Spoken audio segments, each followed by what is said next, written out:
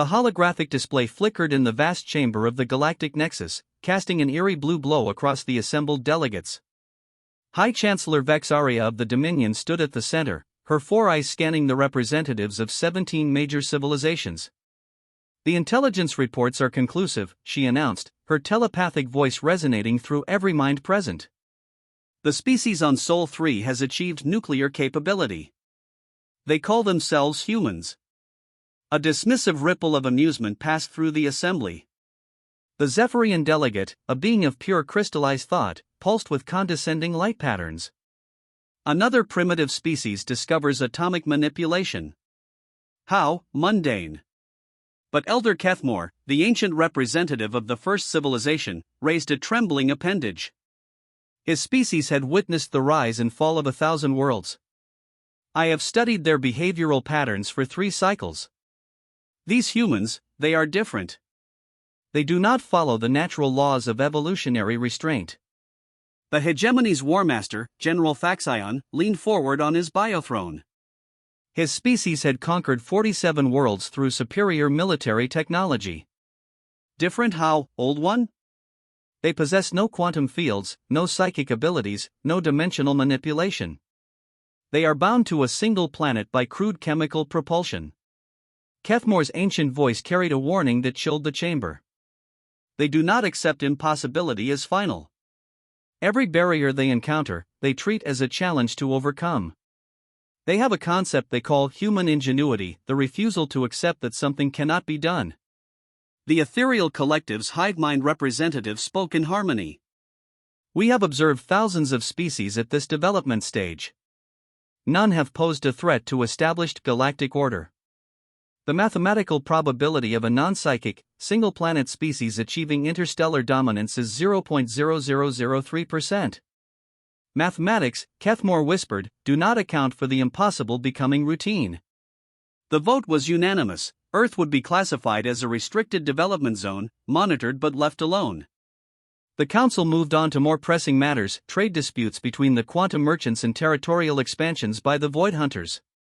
Kethmore's warnings were filed away and forgotten. 37 years later, the first human vessel appeared at the edge of Centauri space. The Endeavour wasn't the fastest ship ever built, nor the most elegant. The Altarian scouts who intercepted it reported back with bemused confusion.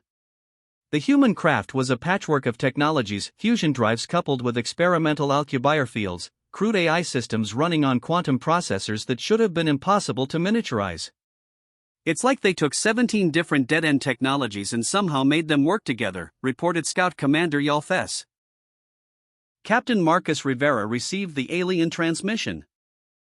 Through the ship's newly installed universal translator, another impossible human innovation that worked by brute force analyzing every possible linguistic pattern simultaneously. "Human vessel, you are trespassing in sovereign Altarian space. Your species lacks the authorization for interstellar travel." Rivera's response was typically human. "We're explorers. We come in peace, seeking knowledge and friendship. We didn't know we needed authorization to exist."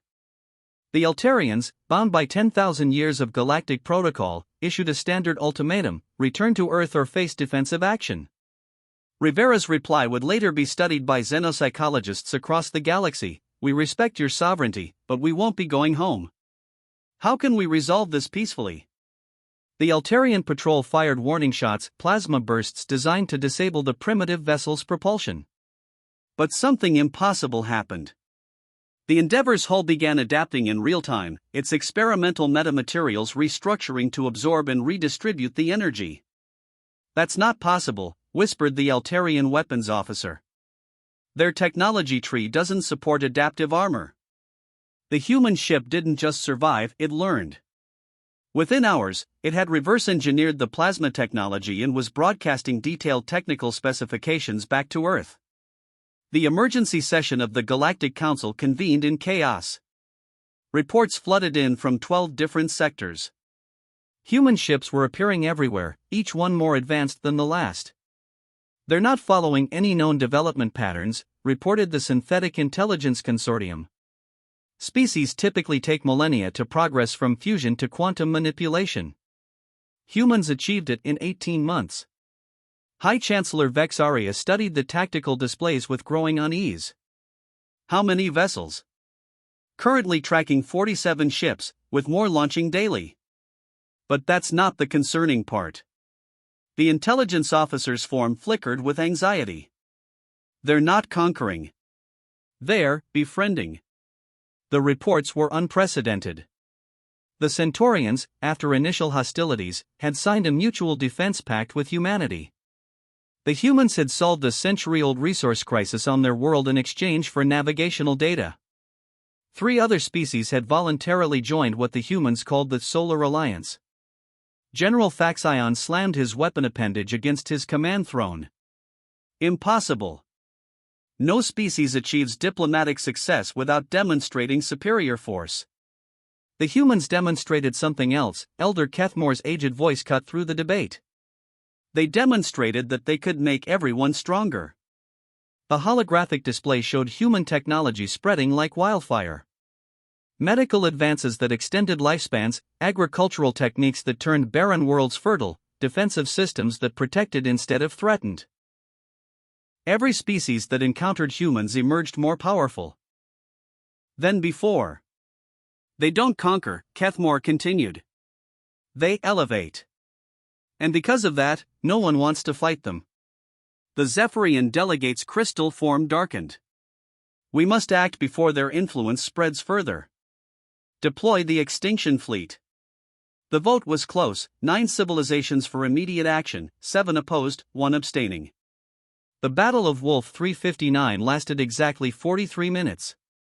The extinction fleet, comprising the most advanced warships from 9 civilizations, engaged a single human vessel, the Resilience. The ship was outnumbered 200 to 1. Admiral Saracen stood on the bridge, watching the enemy fleet approach. Her crew was tense but not panicked. They had contingencies. All ships, this is Admiral Chen. We don't want to fight you, but we won't run either. There's a better way to resolve this. The alien fleet's response was predictable, overwhelming firepower designed to vaporize the human ship instantly. What happened next rewrote the galactic understanding of warfare. The Resilience didn't dodge or return fire. Instead, it broadcast every technical specification for its defensive systems to every ship in the enemy fleet. Then it opened communications channels to each individual vessel. Attention alien crews, Chen's voice reached every bridge simultaneously. Your leadership has ordered you to destroy us. But look at your tactical displays. We're sharing our shield technology with you right now. Your own ships are becoming more powerful just by being near us. The impossible was happening. Enemy ships were upgrading in real time, their defensive capabilities increasing exponentially. But more importantly, human transmissions weren't just technical, they were personal. Commander Vex of the 3rd Altarian Wing, our sensors show your ship has a hull breach on Deck 7. We're transmitting repair protocols. No one should die today because of politics. Individual ship commanders found themselves in direct communication with human counterparts who knew their names, their ship specifications, even their personal concerns. The humans had done their homework. Within an hour, the extinction fleet had effectively defected. Not to humanity, but to the idea that cooperation was more powerful than conquest. 5 years later, the reformed Galactic Council met in a station designed with human principles, not to impose order, but to facilitate cooperation. High Chancellor Vexaria, now enhanced with human longevity treatments, addressed the assembly. Elder Kethmore was correct. We ignored his warning, and we did pay a price. She gestured to the thriving worlds visible through the station's viewports, planets where multiple species worked together, where technology advanced at unprecedented rates, where conflicts were resolved through innovation rather than warfare. But the price wasn't destruction. It was the end of the galaxy as we knew it. The humans didn't conquer us. They made conquest irrelevant. The statistics were staggering. Galactic GDP had increased by 400%. Scientific advancement had accelerated beyond all projections. Warfare had virtually ceased, not through force, but because cooperation had become more profitable than conflict.